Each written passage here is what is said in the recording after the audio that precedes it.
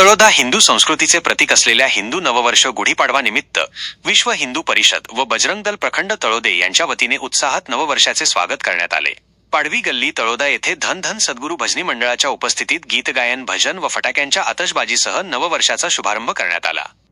या कार्यक्रमाला तळोदे प्रखंडातील विविध पदाधिकारी उपस्थित होते। प्रखंड मंत्री श्री दीपक नाना चौधरी, प्रखंड अध्यक्ष डॉक्टर आर.डी.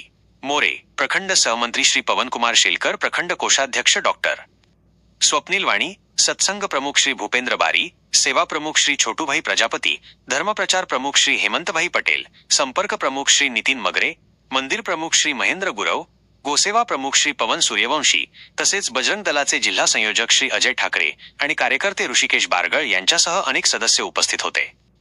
गुढीपाडवा हा हिंदू नववर्षाचा पहिला दिवस मानला जातो। या दिवशी घराघरात गुढी उभारली जाते, जी विजय, समृद्धी आणि शुभत्वाचे प्रतीक आहे। पौराणिक मान्यतेनुसार भगवान रामांनी लंकेवर विजय मिळवून अयोध्येत परतल्याच्या आनंदात गुढी उभारली गेली असे सांगितले जाते। तसेच हा दिवस नवीन सुरुवात, नवे संकल्प आणि सकारात्मकतेचा संदेश देणारा मानला जातो।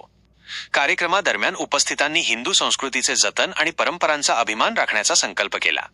भजन कीर्तनाच्या माध्यमातून धार्मिक वातावरण निर्माण झाले असून सर्वांनी एकमेकांना नववर्षाच्या शुभेच्छा देत आनंद साजरा केला। या उत्साही वातावरणात तळोदा शहरात गुढीपाडव्याचा सण पारंपरिक पद्धतीने आणि मोठ्या जल्लोषात साजरा करण्यात आला। पार्थ न्यूज संपादक हर्षल चौधरी।